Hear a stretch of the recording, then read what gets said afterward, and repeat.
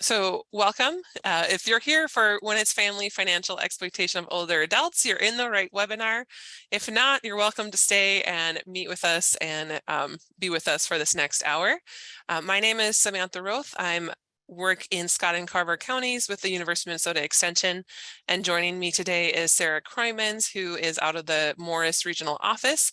And both of us are focused on financial capability and family resiliency programming as well. Again, some webinar basics. We've all been doing this for a few years, but just in case you are, a little hurried at joining us, please do mute yourself. Find and use the chat box to respond to questions or ask questions or to share insights that you have as we're going through the presentation.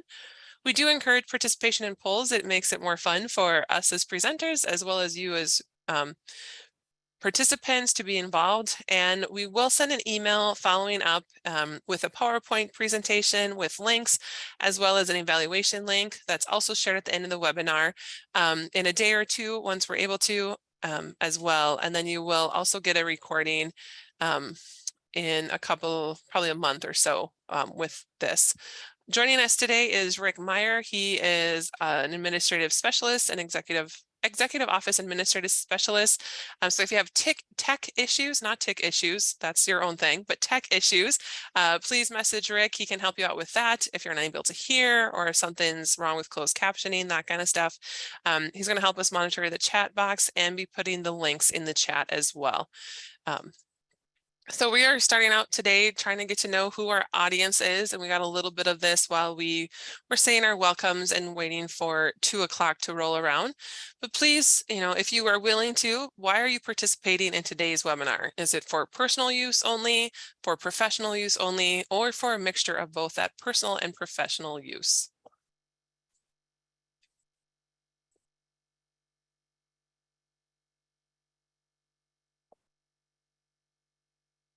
All right, so it looks like most people have participated. We'll give you another few seconds for the rest of you. And we'll go ahead and share those results today. So most of you are joining for personal use, which is pretty common for this webinar. It is something that is not necessarily something that you would use for professional use, but it might be for the few of you who are. So thanks for joining us today, and we will be able to answer questions with that information as well.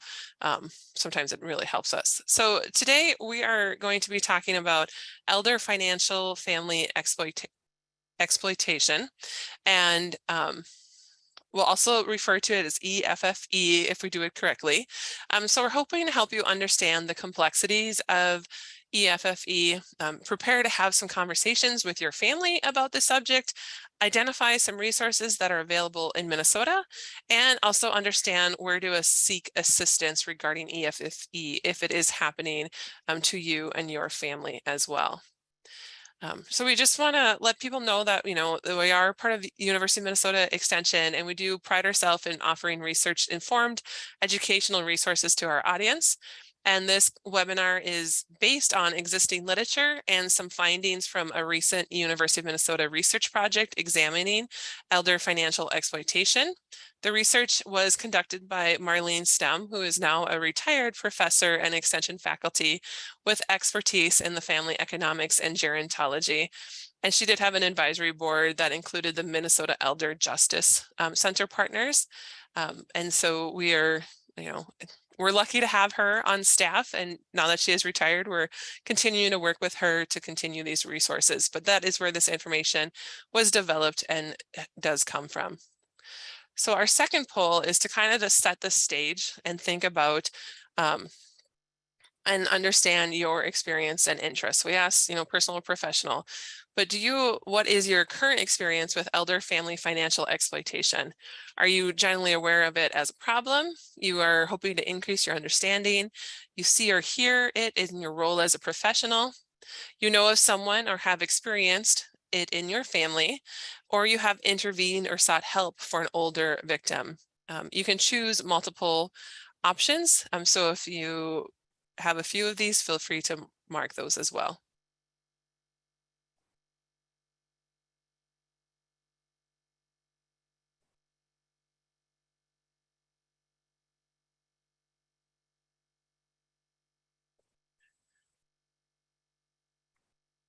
Just do another about 5 seconds for people to finish up answering. Looks like most people have participated. Okay, so we'll go ahead and share the results of this poll as well. So a lot of you are kind of the first few, over 50%. So generally aware that EFFE is a problem, or you're here to increase your understanding. A few of you have had to intervene or sought help for an older victim as well. And so, you know, we all come from a variety of backgrounds and experience levels of those of us who are participating. We do recognize that some of this may be too basic if you're that person who has intervened or had to seek out help for a victim. And for some others, this might feel too advanced for you as well. So we just, you know, want to acknowledge that and hope that you are able to gain something out of this webinar. So financial abuse is all too common, and it's important to, you know, understand what it is. It is one of the most prevalent types of elder exploitation globally, financial abuse is. And this is despite money issues historically being hidden or ignored in domestic violence situations. Elder abuse types include emotional neglect, and that could be of self or by others, physical, sexual, and then financial as well. Oftentimes people will use abuse, exploitation, or mistreatment interchangeably. So if you see, you know, one of our resources that say elder mistreatment or exploitation instead of abuse, that they're all kind of talking about that, the same aspect of it as well. So what exactly is financial exploitation? So the working definition here in the United States is that it is an illegal, unauthorized, or improper use of an elder's resources, including funds, property, or assets. State statutes do provide civil and criminal definitions. So if, you know, that's something you're interested in, feel free to seek those out. But we are going to do another poll to see, and you know, you might already know this answer, but who are the most common perpetrators, there we go, of financial exploitation? Is it strangers or is it family members?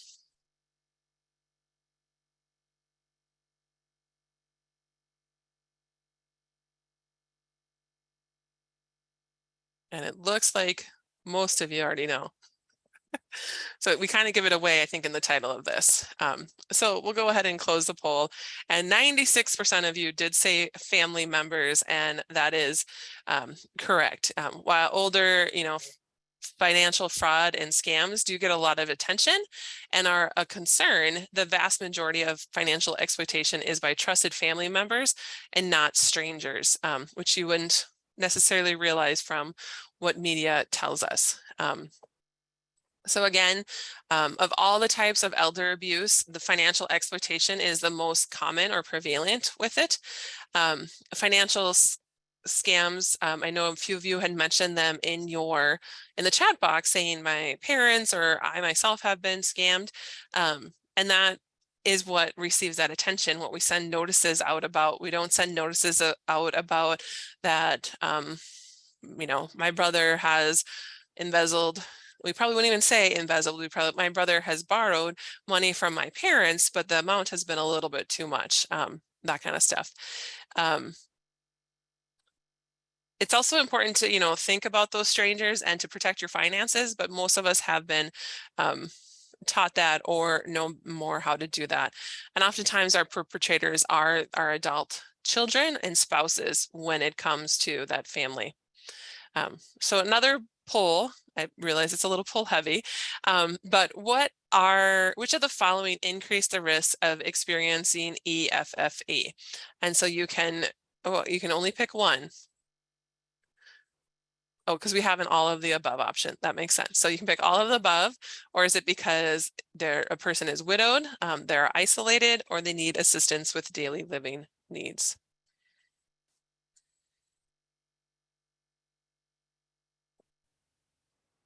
We'll just give you a few more seconds to answer for those of you.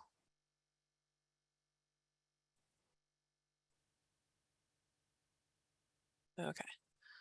So we'll go ahead and share that. And 93% of you, technically everybody got it right because all of these are factors, but it's really that the assortment of all of the above. When somebody has had a previous traumatic life event, so thinking of widowhood or previous abuse is a factor. When they have lower use of social services, have fewer family and friends nearby who visit, that can lead to isolation. So it makes it easier for a perpetrator to just to have access to that person. And if somebody needs assistance with your daily living needs, so that can be because of a physical, a cognitive, a mental health challenge, a mobility issue, meal prep, toileting, all of those things. If somebody needs help with those things, it also leads to that increased risk. Demographics are dropped out relative to the above factors. So oftentimes many are female due to the fact that they outlive males. And so there's a prevalence of that, but it's not necessarily a risk factor to be female. It's just more of a demographic thing. All right. So again, if it hasn't hit home yet, despite our media's attention and policy attention on that exploitation and abuse of older adults in the long-term care facilities, it is not where most financial exploitation occurs. It is clearly important to prevent abuse by workers and other staff to the most vulnerable. However, most of our older adults do live in their communities. They are living independently in their own homes and not in assisted living or skilled nursing facilities. So keep in mind that family members can carry out elder financial exploitation in long-term care settings as well as in the community. So often, that even if they are in a nursing home, it can be their family that is causing them issues, not necessarily the facility as well. It is also true for all types of elder abuse is that this is greatly underreported. Older victims rarely report to Adult Protective Services or other authorities, and they may be aware that other family members are trying to resolve the situation, but they typically want it without outsider involvement. They also oftentimes will fail to recognize cues or signs, or they will fear consequences of getting help. So if I decide, I have a son or a daughter who is, or both of them, who are, exploiting me financially, I may not want to go to the police because I don't want to put my daughter or son in jail or make their life harder as well. Oftentimes people don't understand how to get help when it's, that personal family connection. There's also those feelings of fear and shame when something is happening. The UMN research study includes both families who did not report to authorities, so they're considered those invisible and there's no data on them. And it also included those who reported to authorities, including court cases or where resolutions were met. Research is in its infancy, given how so few cases are reported. And so there are a lot of missing puzzle pieces. So this research really focused on understanding the voices and perspectives of affected family members that are largely absent from literature if you were to do a literature review of this. So given the underreporting and lack of information about victims, the reality is that all older adults are potentially at risk, and it can happen to anyone, whether you're a female or male, regardless of marital status or socioeconomic status. It does affect older adults of all income and asset levels. It's regardless of culture, and it can happen to the young old or the oldest of old. So, a newly retired versus somebody who's 90, it does not matter. And it is really important to plan ahead and address for these issues as well. So what is known about the characteristics and behaviors of family members who do become these perpetrators? Research has actually identified 7 problematic behaviors of perpetrators. The first one is a history of mental health issues, and that could be psychological or cognitive disorders. Financial dependence on others is another problematic behavior. And that can be a variety of reasons. They are, chronically unemployed, they had a sudden layoff, there was an impact of divorce on their financial situation. Another factor is a history of abusing others and multiple types of abuse, emotional, physical, neglect, etc. having substance abuse issues, including addictions to drugs or alcohol, being financially irresponsible. They've, make poor financial decisions time and time again. They may have significant debt, those sorts of things. Another red flag is that they have a sense of entitlement, the condition of having a right to have or do or get something from parents' resources. So that could be, the person who will borrow a car without telling anybody they're borrowing their parents' car, that kind of thing.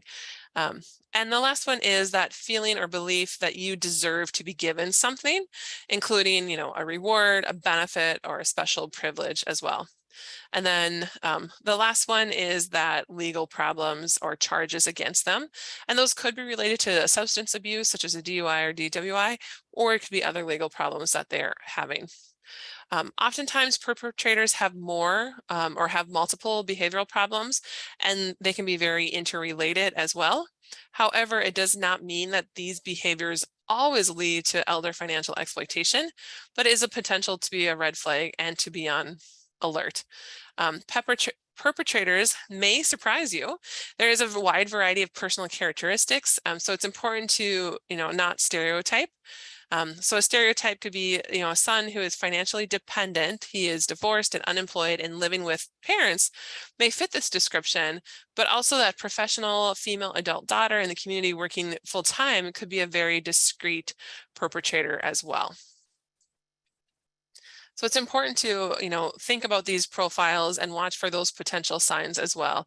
Anybody who seems deceptive or secretive, who has been good at hiding things, has actions that are a little iffy, and who can also try to convince others what they are doing is what's best for the victim.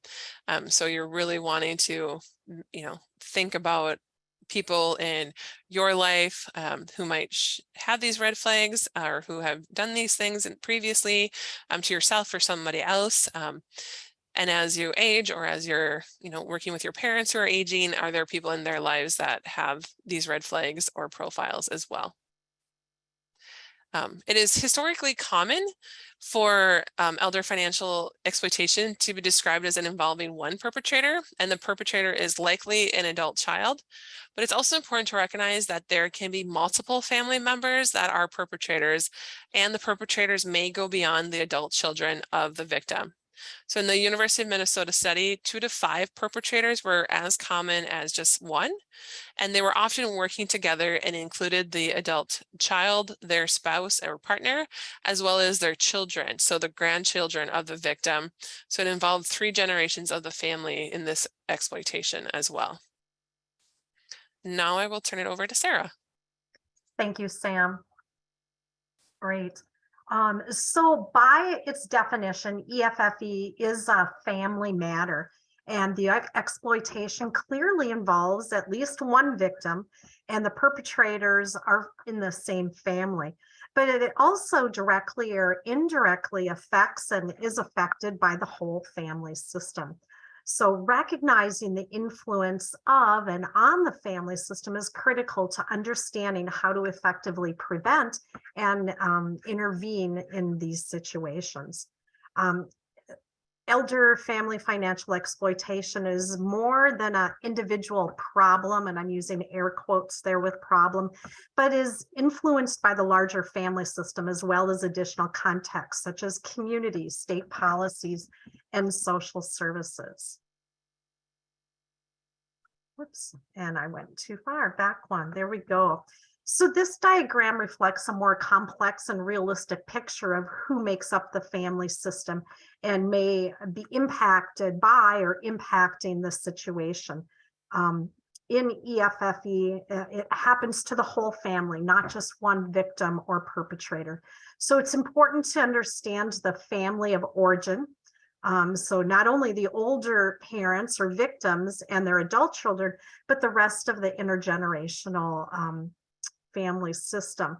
So again, as Sam had mentioned, there may be more than one victim, and there might be more than one perpetrator. And oftentimes multiple perpetrators may be involved over time. And then we also need to recognize that one or more non-perpetrator family members may choose to intervene. So that's those concerned family members on the diagram here. And so they might discover that something's going on, or maybe even before that, they may try to prevent something, discover, or intervene. And again, we call these family members those concerned family members. They're typically an adult child, an in-law, or a grandchild of the victim. So lots of people involved in different roles. So many family members who fit in that concerned family category are really trying to do the right thing. And research suggests that a majority of family members are willing to get involved and help the victims of elder abuse overall. In the case of the financial exploitation, family members who choose to get involved are often trying to do the right thing to protect that victim from further harm. Getting involved and helping can look, it could take a wide variety of forms, but typically it includes being an advocate for the victim's health and quality of life and financial well-being. Concerned family members take on many tasks and responsibilities and can serve as those important links to community services and supports for the victim. Those concerned family members are definitely helping. They're paying attention to the literature. They're noting challenges, needs, and consequences, and they're really trying to do the right thing. It's often said that families are never the same after experiencing elder family financial exploitation. The University of Minnesota study that Marlene Stum worked with is one of the first to examine the changes in family relationships and functioning in families as those adult children are growing up, before EFFE happens and following EFFE. The findings provide evidence of the impact of EFFE. So the first one is a loss of closeness, trust, and loyalty. And that's pretty easy to understand how there would be those losses following an incident. Also, there would be more increased distance, hostility, and disengaged family members. Not surprising, EFFE can involve family members taking sides or cutting off family members when EFFE is uncovered or addressed. The impacts reinforce the direct and indirect influence of the exploitation on the extended family members, going beyond just the impact of the victim. So everyone in the family is touched by this in some way. So we are asking for a chat here, and you should be able to find your chat box down on the bottom toolbar. So we are asking if you can share an example of how perpetrators can financially exploit an older adult. What might that look like, or can you provide some examples?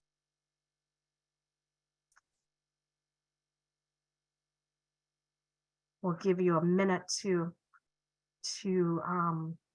put your thoughts in the chat.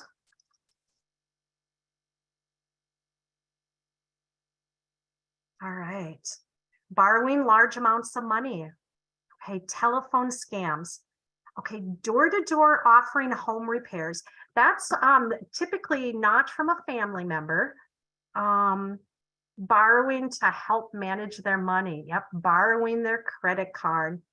Phone scams, if those family members are doing that. Changing or charging them a significant amount of money out to do shoddy repairs. Okay, let me see. Someone shared, my brother got my vulnerable mother to pay cash for a $900,000 house, sight unseen. He isolates her, and is very far from rest of the family. Oh my goodness, Lisa. Using victims' money to purchase items. And definitely the elder family financial exploitation. We heard that most of that occurs from family members. And of course, we've got some identity theft and scams that impact as well. But Oh my goodness. Joy is sharing with me a family member who finances a home to a reverse mortgage and then pockets the cash. Yep. And there's a, it can be something very small. There's a few good examples of, you know, expecting the parents to pay for meals, expecting to use car, filling up with gas in their gas tank without asking. So it doesn't have to be, that 900,000, that's a huge thing, but it can start even smaller as well, purchasing items using their Amazon account or other accounts to purchase clothing and stuff. So it doesn't have to be that huge one. So there's a lot of good ones in here. Yes, lots of smaller examples, like you said, Sam. And oftentimes I would guess that these folks are starting small, right? And then as they get braver, the stakes might go higher. Thank you, everybody, for providing these examples. My goodness. Yes, these are amazing examples. Thank you so much for sharing. I'm going to move to the next slide here. Whoops. We're going to go back one. All right. So what can that exploitation include? And many of you hit on these items for sure. And perpetrators' methods may change over time. When they discover one, they'll do it, they'll move on to another. They might start doing things and stop and start again. Misuse of a financial power of attorney can receive a lot of attention and can happen, but perpetrators of EFFE are very creative in gaining access to the victim's resources. So typically, things are hard to trace or uncover. The losses most again go undetected or unreported. A financial impact and loss for older parents may vary quite a bit. So we saw in our examples on the chat how the level or the amounts vary quite a bit. Even when financial exploitation can be stopped, it is often impossible to recover the lost dollars as they've been spent, and the perpetrators typically have no way of repaying. That said, there have been some successful court cases that do hold perpetrators financially responsible, and families that intervene and negotiate with a perpetrator to repay the victim. So lots of examples here on the slide: using funds for own gain, misuse of power of attorney, again, stealing money or property, influencing or forcing someone to create or change a will or trust or power of attorney, manipulating to hand over possessions, depriving folks of financial resources, or again, influencing and manipulating older folks to use funds that are not in their best interest, but for the perpetrator and other people's gains. Scary stuff. All right. So next, we want to explore a range of pathways to elder family financial exploitation that were discovered in the study that Marlene worked with through the University of Minnesota. And so we're going to take a look at these three triggers, perhaps, or pathways that were identified. The first is it was a matter of time. The second is a trigger event, such as becoming a widow, right, in those windows of opportunity.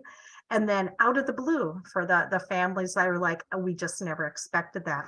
And so we're going to take a slightly deeper dive into each of these pathways. All right, so whoops. Here we go. So for those families that identified, well, it was just a matter of time before this happens. And families in hindsight, some families in hindsight can really understand how the exploitation, again, was just a matter of time. Perhaps there was a long history, or the perpetrator's behaviors were like, oh yeah, we should have seen that coming, or there was a family history of that type of thing. So they may have described the perpetrator as a bad seed, lack of responsibility, they were entitled, they were bullying, they're manipulative, they're real behavior issues. And when we look at that family history and context, it's long, complicated parent-child and sibling relationships and family functioning. There might have been a history of different types of abuse within the family. There may have been power and control battles and conflicts, and then privacy and secrecy related to money and health challenges and other types of things. All right, so this shows some of the actions over time. So here's a simplified example. It may be normal for family members to rely on receiving support when it's needed. So in this example here on this screen, the son receives money when they need help. And the parents might feel obligated, and so they feel like they're that safety net for that adult child or grandkids to help support and protect them, and so they are perhaps giving that child or grandchild money, and that might be just additional income on a monthly basis. It might be purchasing everyday items or larger investments, whether it's a vehicle or a home, that kind of thing. In some situations, and on the example on the screen, the son might need a place to live. And so the parent then offers co-residence, and that son moves in. And then that son may develop that sense of entitlement on, oh yeah, I deserve this. I'm helping my parents or my mom or my dad, and having that sense of entitlement is part of that. The parent might feel responsible, and the son is manipulating or exploiting parents' money over time. And so this is just one super simplified example, but you can see how things progress or could progress over time. All right, so then that second pathway is the window, right? And we're looking at widowhood.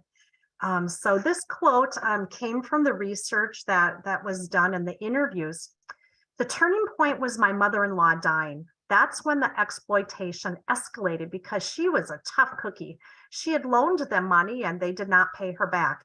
She told me they are never getting another dime. After she died, they went in for the kill on my very sweet passive father-in-law. And so widowhood can be that trigger event or that circumstance, that loss of a spouse. And that might, again, be that opportunity for a perpetrator to take over someone's finances, to isolate them, to gain control, gain access and control of assets.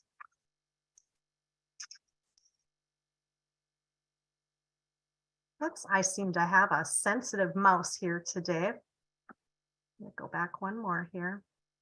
Okay, here we go. So here is an example of how one family described it in their family situation. So we have my mom with major memory issues. My older sister, my older disorganized sister, important word there, is in charge of the finances and books. And my younger brother takes lots of money. Mom's offering money, he's taking it secretly, asking for more, and the rest of us are turning it down. And so another trigger opportunity here might be a victim's loss of cognitive decision-making. And that can really create a situation of vulnerability that others can take advantage of the individual for their personal gain or advantage. So another trigger event can be when a parent is in need of a caregiver. Someone to help them with daily living activities and remaining independent. In too many cases, the wrong person steps up or moves in as a caregiver or offers a place for the parent to live. They may view this as an opportunity to gain control and access, more so than a desire to actually provide the care. And so this wrong person might be someone who has a history of dependency on the parents. It might be someone with a history of addiction or mental health issues. And again, it creates that environment where that perpetrator now has an opportunity. And yet the family is desperate to have a caregiver move in and help. And so it's a challenging situation. Again, this is a window of opportunity for that motivated perpetrator. They would perhaps get access to those financial resources, they gain control and power, and they may provide isolation or isolate that victim from other family members and friends. All right. The third pathway to EFFE is that out of the blue, where families say, never in a million years did I imagine this would happen in my family. The first bullet there, the quote, I can't even remember mistrusting my siblings or my parents on anything until this happened. It was like we were sitting ducks, or we weren't raised that way. And that way being to be entitled or to take advantage of other family members or to put themselves first. And some families really indicated that it really goes against our family values and morals. But for families in this situation, it's really a shock and a surprise when it's discovered. They just never expected it. I'm going to turn it back to Sam now. Thanks. So with, thinking about what are some strategies families can take to avoid or address EFFE? Are there ones that you have heard about others using? As Sara has gone through kind of those trigger points and we've talked about the red flags, is there something that has come to mind in your mind with that?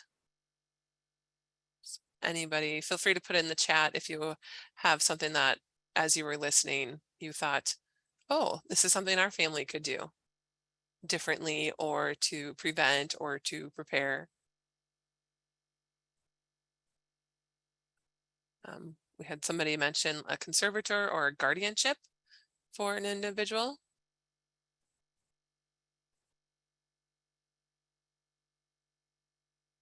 Okay, I don't know what APS is. I've been trying to think of it since Susan put it in earlier. Adult Protective Services, Sam. Thank you. My mind has You are welcome. too many acronyms yes. and stuff in it. We identified that one earlier. Yep. So yes, knowing who your adult protective services people are, having them involved, doing, well family checks, that kind of stuff as well. So if you're like me and sometimes going, I don't know, my mind is just blank, but I'd like to know, we're going to talk about that. So what are some of the lessons that were learned? And so thinking about that with a research project, they asked those family members who have experienced elder financial family exploitation, what lessons they had learned and how they could help somebody to prevent it or catch it sooner as well. All of these participants were eager to help other families prevent this from happening in their own families. And these 4 lessons were identified.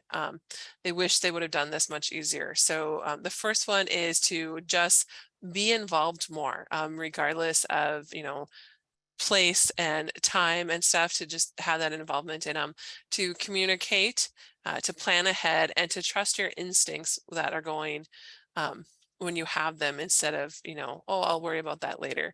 So we're going to talk a little bit about each of these lessons learned in depth. So as family members of older parents, it's really important to find meaningful ways to be present and to be involved in older person's life. It may not just be parents, there might be an older aunt or uncle who has had their spouse pass away, who are never married, that you also want to make sure aren't having somebody else doing that. And don't let that physical distance, I mentioned earlier that, I live 8.5 hours from my parents. So I can't let that physical distance be that barrier that lets me know what's going on or not. Be creative on, how can I use technology when appropriate to stay connected? Many times now you can do virtual doctor's visits, and they can have another person in with permission in those visits to receive that information. Visiting with financial advisors, banks, tax professionals, that kind of stuff, just checking in with that person, and sometimes seeing their face by using a video chat instead of just a phone call can also be a good way to do that. Um, Listen for cues. If there is something that makes you go, huh, or pause, explore that, follow up. So, when it seems like their bank account is off, maybe they said they had a bounce check, and that's not a normal thing. They should be fine in their finances. If they've had checks disappeared, don't just assume that, they just forgot because maybe they're having some Alzheimer's, dementia, or memory loss. Don't assume that. And also don't, let them think they're paranoid about it as well. Know the red flags. So we talked about those red flags to look for and those cues. So keep those in mind as well. Do make conscious efforts to understand your parents' financial decision-making capacity and skills. So, are they able to write a check, to use a debit card, that kind of stuff? Has there been a non-payment of bills or maybe an overpayment of bills, and why is that?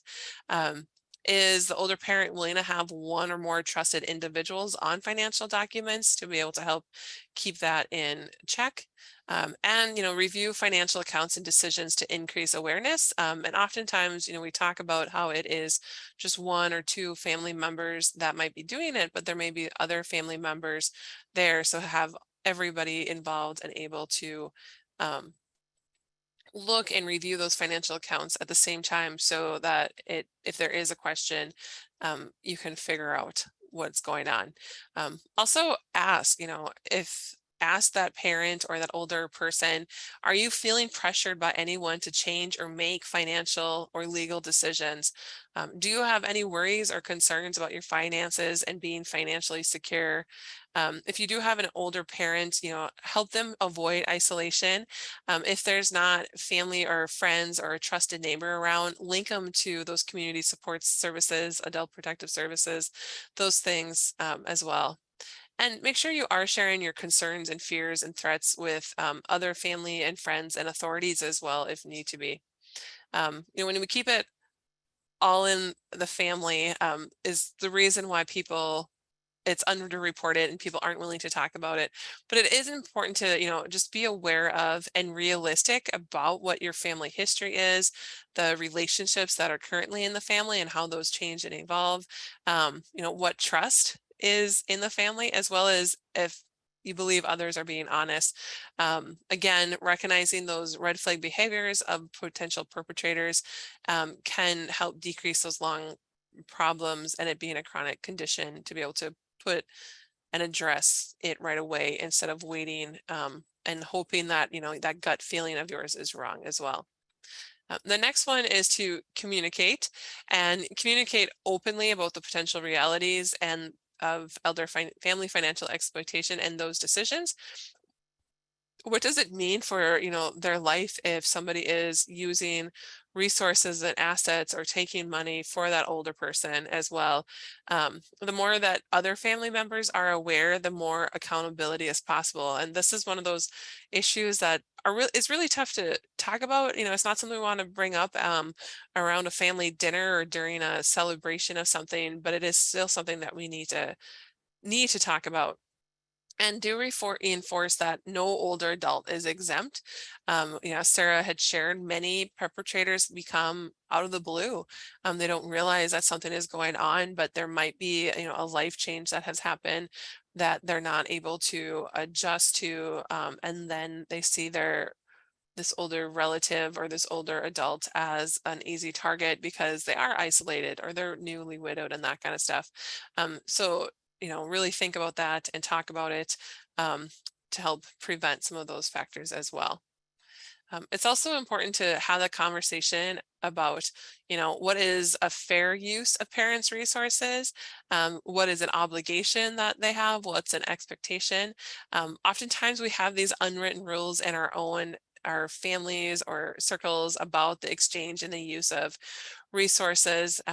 So, do you know the rules in your family? Could you share those with somebody?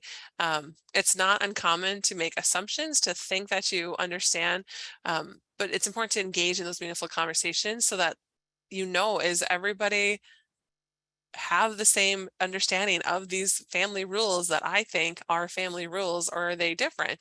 Think about what's normal in your family, and shared expectations about use of resources. Maybe it has always been that, you share tools, and it's not uncommon to have a tool over at uncle's house because he borrowed it from, one of your parents, and the next time your parents need it, they needed to go to uncle's house instead of returning it, those sorts of things.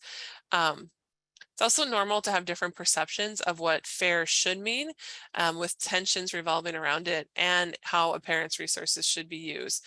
So, should their resources be used to support their care needs, quality of life? Is that a first priority, or is that a second priority?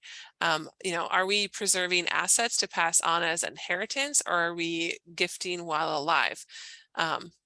Used to reimburse caregiving time and expenses of a family member. Oftentimes Sara just talked about like that importance of a caregiver, of helping with daily living needs, making medical runs, taking to appointments, and that kind of stuff. Is the family deciding to reimburse that person together, or is that something that will be taken care of later? Or is that just an expectation of family members to step up when needed to do that? If everybody's not thinking the same, and it's one person who's constantly doing it, it's pretty easy to be like, well, I had to drive 90 miles to take mom to an appointment 3 times this month. I'm a little short on gas money. I'll just use her card quick to fill my tank because I was doing her a service for that. So that's important to talk about too. And then, how are we supporting the needs and wants of the adult children, grandchildren, or others in the family? Has the person who's older laid those expectations out and said this is really something that they value and they want to be able to give extravagant presents, take family vacations, put gas in somebody's vehicle? Or are they somebody who, is holding on to that later, doesn't have the means to do that? Are all things to think about. What about that use of their resources? It's also helps to increase then that risk of entitlement and hidden agendas. So, recognize and respect that adults with decision-making capacities do have the right to autonomy and agency to make decisions for their own resources. So that means that, somebody is giving gifts, paying for meals, putting gas in a car, those things.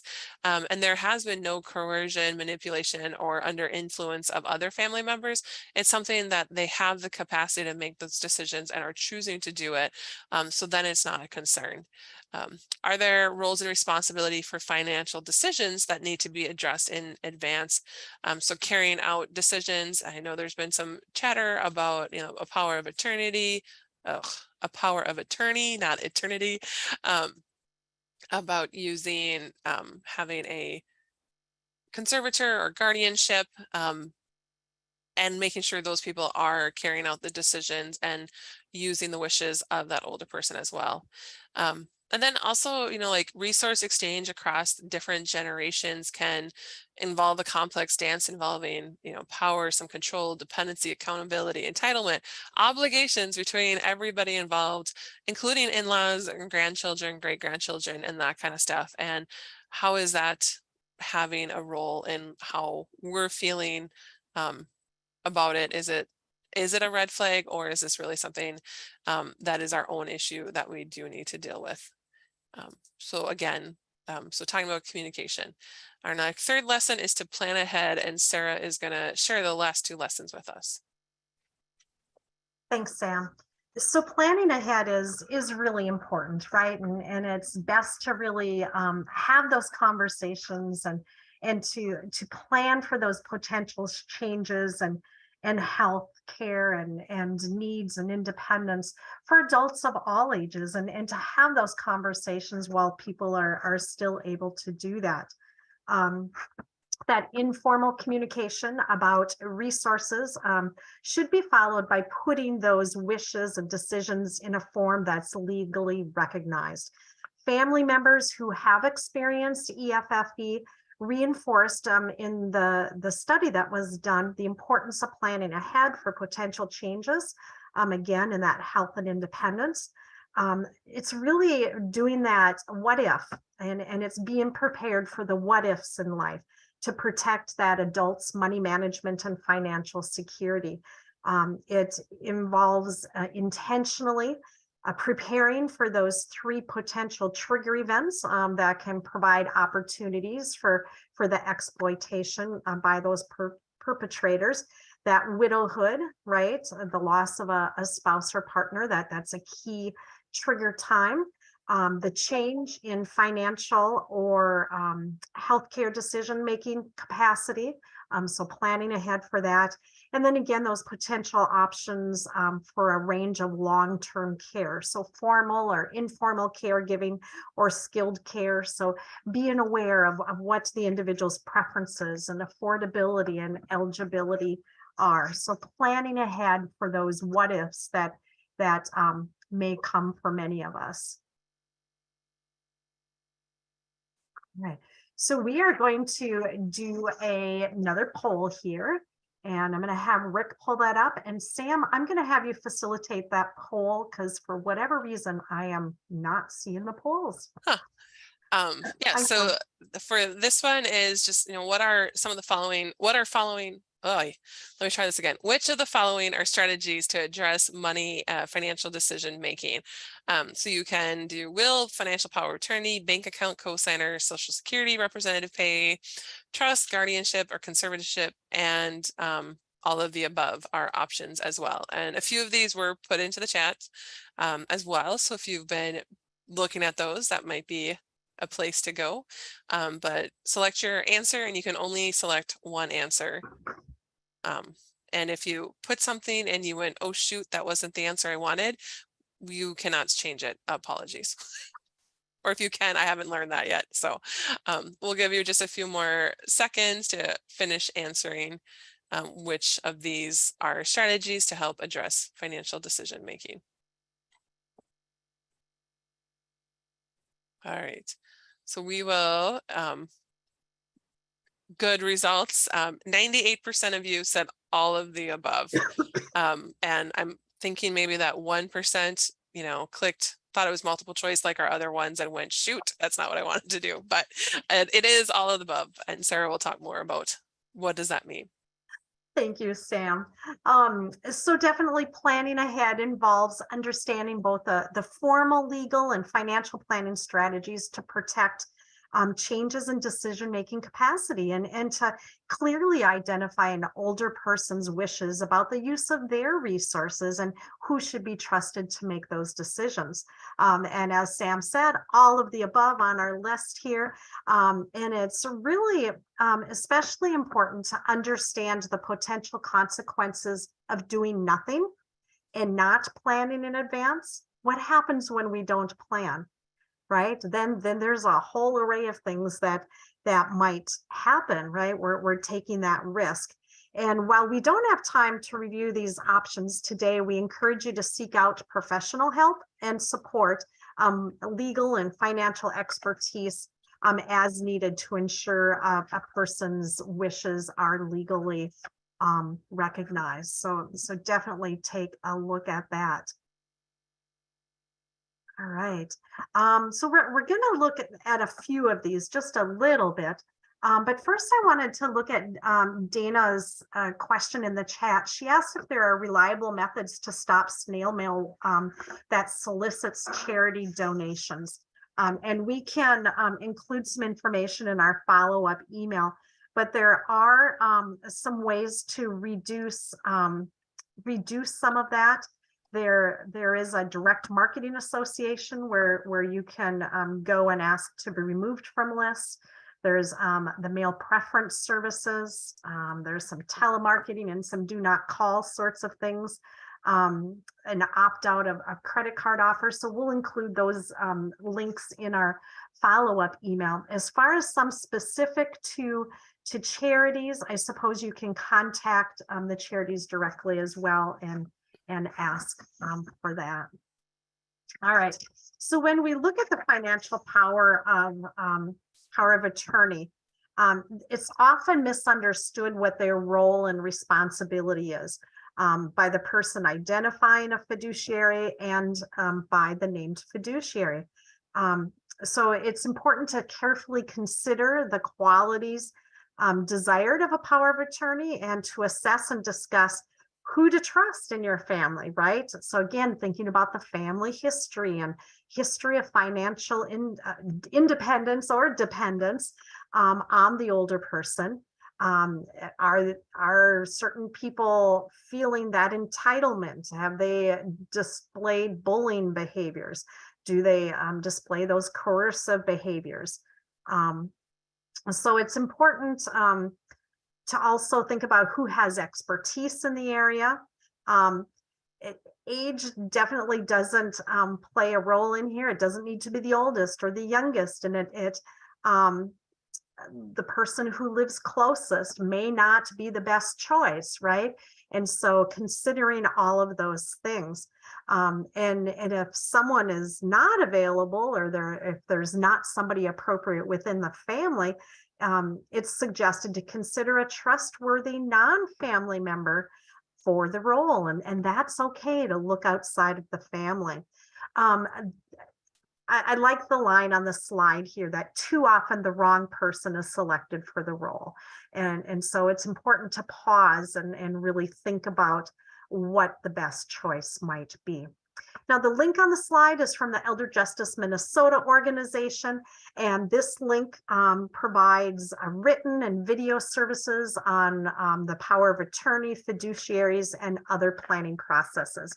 And we will be sending a follow-up email in the next day or two. You'll get a PowerPoint, a PDF of the PowerPoint, and we'll be including all of these links that are in the PowerPoint as well. So definitely you can go to elderjusticemn.org to learn more about the power of attorney. The Consumer Financial Protection Bureau has got some great resources, and they're free to help folks better understand when they're managing someone else's money. And so definitely check those out. You can download them online. You can order paper copies free of charge and they'll show up in your mailbox. So check that out. And they talk about that the duties of a fiduciary include acting only in the best interest of the person that they're assigned to help. It means managing that other person's money or property carefully. It means keeping the other person's money or property separate from their own, right? Separate, not in the same account. We don't mix monies. And it means keeping really good records. So that's that accountability piece, and accountability both to the person that they're helping as well as to other family members. And transparency is really important here, and that can really help families avoid the exploitation. One of the lessons learned when they did the study was people needed to rely on their instincts, to trust their instincts. And so this is that fourth lesson. And so if something feels off, right, people need to pay attention to that feeling, whether it's on the hairs on the back of your neck or the tingle on your spine, or it's just like, something's going on here. And folks can really identify some of those things by listening carefully and documenting what they see to see if there's a trend over time, and taking action when they do see those sorts of things. So it's important to really monitor again, to listen and watch. If there's a unemployed sister who is living with mom and providing care, but she's driving a brand new car, that might feel off, right? It's important to act earlier versus later. So again, listening, documenting, and then taking that action and seeking help and support. And there's a wide range of services that that many may not be aware of in your community, to provide support for all types of elder abuse. And we're going to share a few slides. And I know we have at least one person from Adult Protective Services on the webinar here. And so sharing that information is really important. Okay, so this website is newly posted from our University of Minnesota Extension, and lots of great information here. So about EFFE, preventing it, and the research findings. So definitely check that out. And I know I'm looking at my clock here. We're at the top of the hour. We have just a few more slides. Rick has put in the chat the evaluation. Thank you, Rick. You are so on top of it. So we invite everyone to complete the evaluation. If you need a certificate of attendance, or if you're looking for the U of M well-being points, you will do that through the evaluation link. So thanks, Rick, for putting that in. So our next slide here with resources is that Elder Justice Minnesota website. And they've got key resources to help and support victims and family members. And they have trained professionals who are available to talk you through your suspicions, concerns, help you solve problems, understand potential consequences, and refer you to appropriate resources. So check them out. All right. There's also the Minnesota Adult Abuse Reporting System Center. And so if you are suspecting financial exploitation or any other type of elder abuse, there's a single adult abuse reporting center here in Minnesota. Go figure, right? So you can call that 800 number. It is available 24/7. And your identity will not be disclosed to the victim or perpetrator. And so professionals in adult protection, law enforcement, and crime professionals will be notified and involved. So that's a great resource to have as well. All right. If you are not a Minnesota resident, or you're concerned about an older person who lives outside of Minnesota, there is a link here, and again, we'll be including these in the follow-up email. This link will take you to your state-specific information, so policies, definitions, practices related to that financial exploitation and elder abuse you'll find state-specific information there. All right, so we are here. So again, if you need a certificate of participation, or if you're looking for those well-being points, we invite you to complete the evaluation. And Rick, thank you again for putting that in the chat. And then also know that we'll be sending a follow-up evaluation 30 days after the end of the series. We're going to ask you, what did you do with this information? Did you have a conversation? Did you connect with someone? And then in that email, there'll be a playlist of all the recorded webinars in this series. So please watch for that. And I'm going to give a 30-second commercial on other webinars we have going on. This webinar falls in our later life decision-making series, and we've got a couple more in that series coming up next week and on. So take a look at those. We have some great ones on finding balance. Exploring the mental health pandemic is one of our more popular ones, and they're all fairly popular. We have some financial related ones with making sense of it all.